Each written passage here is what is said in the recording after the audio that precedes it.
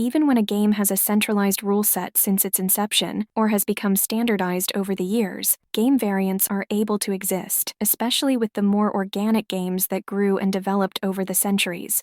In either case, variants have their own charm to them as well as bringing excitement to what could otherwise be a boring situation. Greetings and welcome back to Checkpoint Gaming Bridge. For this episode, we'll be looking at some variants. Depending upon how the game is being played, the players are either to make a bid or meet a certain point threshold in order to make an opening bid. From our research, this opening bid is typically that of 13. To determine this point limit, add the high card points together, followed by adding them to the distribution points. If the totaled value is equal to that of 13 or more, then said player is able to engage in the opening bid. In order to determine the high card points, the following method is used. Each ace is worth 4 points, each king is worth 3 points, each queen is worth 2 points, and each jack is worth 1 point. With determining the distribution points, it occurs when a player has 5 or more cards found within a given suit. So each suit that has more than 4 cards within it is to give the player 1 additional point. And if the player possesses 2 suits where each suit has 5 or more cards within it, then the player is to receive distribution points for each suit. With the majority of these opening bids, they're done at the first level. Another version of bidding will use major and minor suits. With the French deck, the major suits are hearts and spades, while the minor suits are clubs and diamonds. But if you use a different deck type, let us know what the major and minor suits are. With Standard American Bridge, it uses the 5-card major convention, which requires the player to possess all 5 cards in a major suit in order to perform the opening bid. But if the player doesn't possess these cards, then they'll have to bid something else. And if they possess 13 points, they're not to pass. With that said, major suits are preferable to that of minor suits, so if a player is in possession of a 5-card major and a 5-card minor, then they're to bid with the major suit first. But if they have 2 major suits that are of equal length, then the spades are to be bid first. And if the player possesses a 5-card major and a 6-card major, then they're to bid with the 6-card major first. But if a player is in possession of 13 points but doesn't have a 5-card major, then they're to open with a minor suit instead, going with the better of the minor suits and favoring the longer suit over the suit with the stronger cards. If the player possesses 3 cards in both minor suits, then clubs are to be used, while if the player possesses 4 cards in both minor suits, then diamonds are to be used. There are also times when a player doesn't want to open the bidding process with a particular suit due to personal preference or possessing a balanced hand. With a balanced hand, it has no voids, no single cards of a given suit, and there is at least 2 cards found within each suit. A hand that doesn't look like this are called unbalanced. In order to open a 1-no trump, a player will need a balanced hand, as well as having a high card point of between 15 and 17, although some play with the high card points being between 16 and 18 instead. The exception to this is when the player has a balanced hand, enough high card points, and 5 cards with a major suit. Although the player can open with 1 no trump, priority goes to that of major suit contracts, opening with a major suit contract being best. But if the major suit isn't possible, then a no trump contract can be done with a minor suit contract being on the bottom of the priority list. In order for a team to consider a particular suit as being a trump suit, they'll need to possess a good fit, meaning that they have at least 8 cards between them that fits the suit in question. Figuring out if a player and their partner possess such cards, it is done through the bidding process. If a player bids after their opponent, but before their partner, this is known as overcalling, and it requires the player to possess 5 or more cards within the suit they're bidding into, along with a minimum of 2 face cards. With a level 1 overcall, the player will need to possess a suit with 5 cards or more along with 13 or more points, or a 5-card suit with at least 10 points and a minimum of 2 honors within the suit they wish to overcall. But with a level 2 overcall, the player will need a suit with at least 5 cards and 13 points no matter what. When engaging in an opening bid at level 2, there are 2 such bids that indicate strength. With a 2 no trump bid, it'll show 20 or 21 high card points with distribution points not having a factor upon this given bid. It will have the same requirements as a 1 no trump. The partners can decide if they have a total of 26 points before going on to bid again. And with a 2 clubs bid, it'll show 22 points or more with distribution points counting. This bid also doesn't promise clubs. It's used just for point count purposes. Players will have to bid, having openers having the possibility to know their best suit. With a player who saw their partner perform the opening bid or an overcall, they're known as the responder. In order for the responder to respond to their partner's bid, they will need to possess at least 6 points. If possessing less than that, they'll have to pass. With opening bids in a minor suit, it doesn't mean that the minor suit is the partner's best suit. So if a player possesses a 4-card major and at least 6 points, they'll have to make a bid with their major suit. And if their partner possesses 4 cards within said suit, they'll have a fit. If the player possesses 4 hearts and 4 spades, then the player will have to bid hearts first. If the responder has 6 to 10 points, they should bid 2 hearts, which is known as a simple raise. If they have 11 to 12 points, they should bid 3 hearts and skip a level, which is known as a limit raise.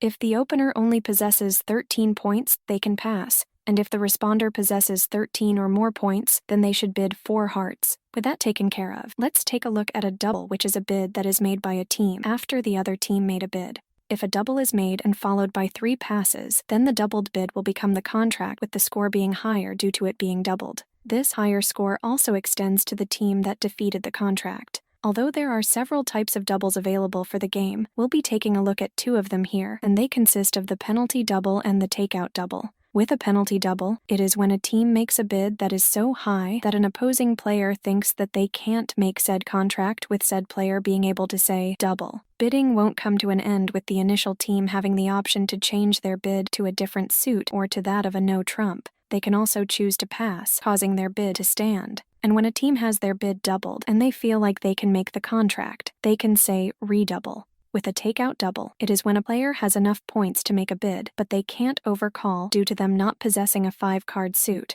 In this case, said player is to show their opening points by saying double. With that said, this player will need to give at least 3 cards to each of the unbid suits in order for them to say this. If the following player passes, then the doubling player's partner will have to bid their best suit, even if they don't have any points. So, unless there is an intervening bid, the takeout double is forcing. With forcing, it is when a player will have to make a bid, even if they don't possess any points. But with that said, there are 2 exceptions to this. First is when the opposing team has made an intervening bid after the player's partner has performed a double. Second is when the player has 5 cards in the opposing team's suit topped by 4 honors, or they have 6 cards in the given suit that is topped by 3 honors. A variant of this sees 3 passes occurring with the opponent's bid becoming the contract, causing the higher score of the round to possess a doubled value.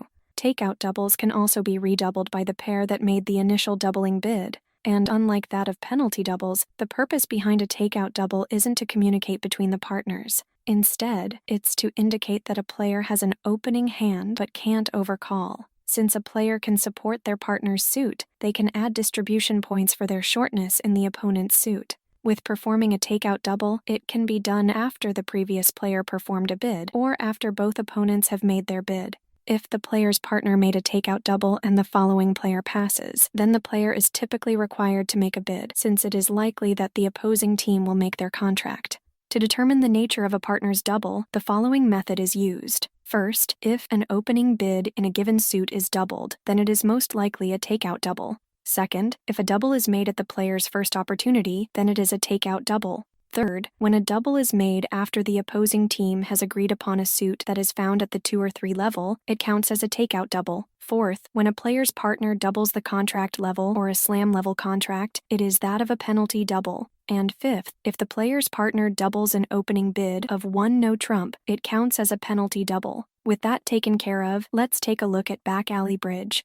In order to play, a standard 52-card deck is needed along with 2 jokers that are marked as a means of distinguishing them from one another. It is recommended that one joker is marked with the word big and the other joker marked with the word little. Pen and paper is also needed as a means of keeping track of the score. With the players, they form 2 teams with partners sitting across from each other and gameplay moving in a clockwise direction. When it comes to the trump suit, it will always be spades, with the big joker being the highest trump card and the little joker being the second highest trump card. With the other trump values, from highest to lowest, it is ace, king, queen, jack, 10, 9, 8, 7, 6, 5, 4, 3, and 2. When it comes to determining the initial dealer, it is done at random. With the dealer's responsibility, it is to shuffle then deal out the cards in a clockwise direction until each player possesses 13 cards with 2 cards left over. With each subsequent hand, 1 less card is to be dealt out to the players. A variant to this sees dealing occur on every other hand.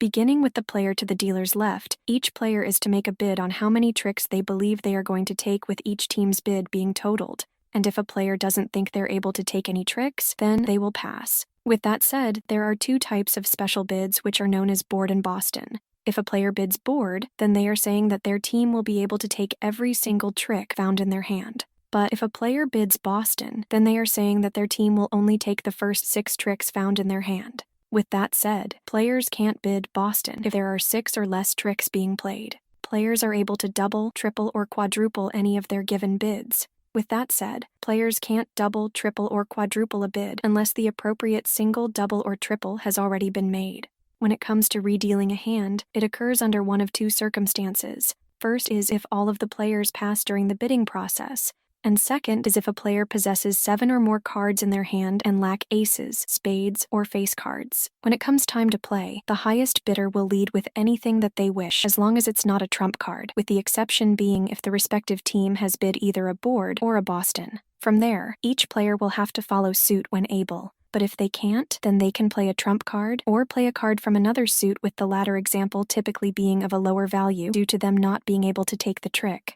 Once trump has been broken, anyone is able to lead with a trump suit if they wish, and during the following play, the person who claimed the previous trick will lead. If the big joker is led, both players found on the other team will have to follow with their highest value trump card, while the player's partner can play any spade they like if it's possible for them to do so. And with the little joker, since it is the second highest trump card, it has no special characteristics associated with it beyond it being the second highest trump card. When it comes to scoring, the team that won the contract will score 5 points for every trick that they have taken, with an additional 1 point for every trick that they take over their initial bid. But with that said team will score -5 points for every trick they fail to take that is below their contract. If a team bids board, then each trick is equal to 10 points if they complete the contract. But if they fail to complete their contract, then they score -10 points for every trick they fail to take that is below their contract value. And if the board is doubled, tripled, or quadrupled, then the points they obtain are multiplied accordingly. For those who try to use math to get out of scoring negative points during this multiplying process, it won't work, since negative numbers will only become positive if another negative number is used as a multiplier. But since the doubling, tripling, and quadrupling process uses positive numbers in the form of 2, 3, and 4 respectively, the resulting value will remain negative. Nice try though. If a team bids Boston, then they're to score a flat bonus of 100 points for successfully collecting the first 6 tricks, along with 1 additional point for every additional trick they claim. But if the team fails to claim the first 6 tricks, then they're to receive a flat bonus of -100 points. And at the end of the 26th hand, the team that possesses the highest score is deemed the winner. And with that said, this will bookend the main series pertaining to how to go about playing the game, Bridge. We hope that you found this to be helpful and allowed you to better understand how to go about playing the game. As time progresses and any updates get put out for the community, we will return to these episodes and update them accordingly to better reflect the changes that have been made to the game. With the nature of Checkpoint Gaming, we want to present the most up-to-date version of the game as possible to those who wish to play. So with that said, we hope you enjoyed our series pertaining to how to go about playing Bridge.